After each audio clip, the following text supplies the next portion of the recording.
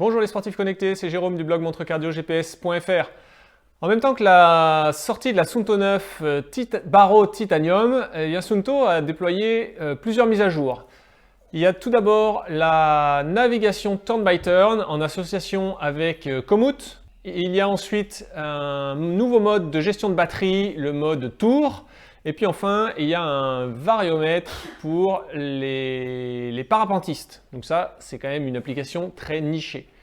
Moi, j'ai pu bénéficier de la mise à jour en bêta sur la Suunto 9 Baro. Mais cela dit, je n'ai pas pu tout tester parce que la navigation Komoot, ça nécessite la mise à jour de l'application Suunto. Donc ça, je n'ai pas pu la tester. C'est une fonctionnalité qui va être déployée sur les montres jusqu'à la Suunto Spartan Ultra. Donc toutes les montres Suunto qui ont la navigation et qui sont sorties depuis la Suunto Spartan Ultra bénéficieront toutes de la navigation turn by turn. Simplement, il faudra télécharger l'application Komoot. Lors du téléchargement, vous aurez le droit à une zone de cartographie gratuite.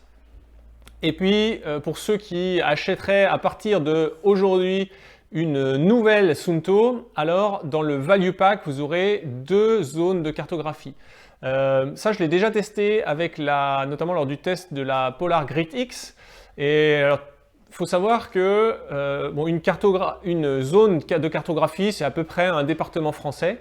Et vous ne pourrez tracer des itinéraires sur Komoot que depuis un point de départ dans une zone de cartographie que vous possédez, que vous avez eu gratuitement ou que vous avez acheté. Donc vous n'aurez pas toute la carte de la France. À partir de là, il faudra mettre à jour l'application Suunto et puis les itinéraires seront transférés automatiquement donc de Komoot jusqu'à la montre avec le turn by turn in fine lors de la navigation. Moi, j'ai donc pu tester le nouveau mode de gestion de batterie, le mode Tour. En fait, c'est un mode de batterie max. Donc, je vous fais le détail de tout ce que ça change et comment on l'utilise. Je vais aller l'utiliser sur une petite rando tout à l'heure. Et puis enfin, le mode variomètre pour les parapentistes. Alors, je ne suis pas parapentiste, mais j'ai ma petite idée pour vous faire la démo. Le mode Tour, c'est un nouveau mode de gestionnaire d'alimentation. Donc vous savez que lorsque vous sélectionnez un profil sportif, ici, vous pouvez basculer dans des modes d'alimentation dégradés. Et vous voyez que maintenant, il y a un nouveau mode rouge ici qui va jusqu'à... Alors là, la batterie n'est pas complètement chargée, mais vous pourrez monter sur une Suunto 9 jusqu'à 170 heures. Alors, dans ce mode Tour, qu'est-ce qu'on a? Ou plutôt, qu'est-ce qu'on n'a pas? Donc, on a le détail ici. Et en gros, tout est coupé. Alors, on a une précision GPS basse, ça c'est nouveau, c'est en gros une précision GPS de 1 relevé toutes les heures. Alors, il y a un petit bémol, vous allez voir dans le fonctionnement que je testerai en randonnée tout à l'heure, il y a moyen de forcer des prises de points GPS. Bon, mais globalement, par défaut, le mode de fonctionnement c'est 1 point toutes les heures. Ensuite, on a l'affichage de l'écran basse couleur, l'extinction de l'écran au bout de 10 secondes. Le capteur cardio est désactivé, l'écran tactile aussi, le rétroéclairage est au minimum, les vibrations désactivées et le Bluetooth off. Donc pas possibilité de coupler des capteurs et ni de recevoir des notifications. Par défaut, donc, la montre dans le mode Tour, elle prend une position toutes les heures. Donc c'est-à-dire que là, la distance, elle est fausse parce que j'ai pas pris un dernier point GPS depuis un petit moment.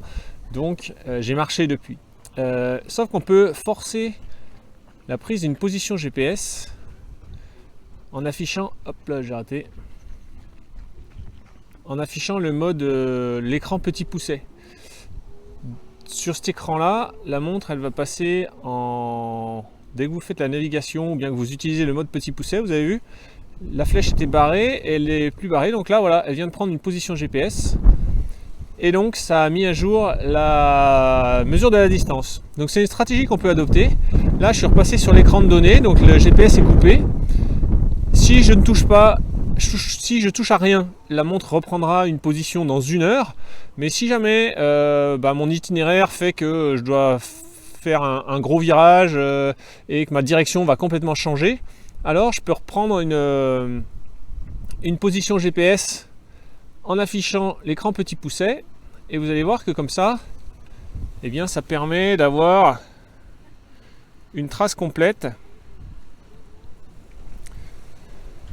où on a des virages. Donc là, vous voyez, j'ai repris une position GPS à cet endroit-là, et donc mon virage est bien marqué. Si j'avais pas affiché l'écran de le petit poucet, eh bien, j'aurais eu une ligne droite entre ma position de départ et la position de maintenant. Après, ce qu'il faut bien comprendre, c'est que entre 2 positions GPS que j'ai forcées, entre 2 prises de position, la montre elle trace une ligne droite. Donc ma dernière position GPS elle était par là, et là elle a tracé une ligne droite entre les 2 points. Il n'y a absolument aucun virage qui sont mesurés. La 3e mise à jour, vous la trouverez dans Suunto Plus, donc elle est accessible à partir de n'importe quel profil sportif. Mais comme je vous l'ai dit, elle est ciblée pour les parapentistes. Elle est ici, elle s'appelle Red Bull X Alps. C'est une course de parapentistes. Donc on va activer cet écran.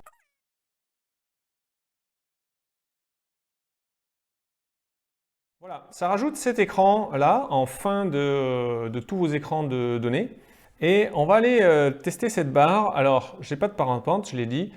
Simplement, je vais vous faire une petite démo rapide, juste en allant très vite dans les escaliers. Et vous allez voir que le baromètre va mesurer une différence d'altitude. Et cette barre va se remplir soit vers le plus quand on monte, et plus la barre se remplit, plus on monte vite, soit vers le moins quand on descend. Je me trouve au rez-de-chaussée, prêt, top, on peut monter 2 étages. Et donc là, vous voyez, voilà, la barre verte. Et si j'arrive à descendre, donc j'ai monté 6 mètres, puisqu'on est parti de moins 8, bon alors 7 mètres. Et là, je me suis arrêté, donc on retombe à 0. Il n'y a plus d'évolution d'altitude. Si je redescends,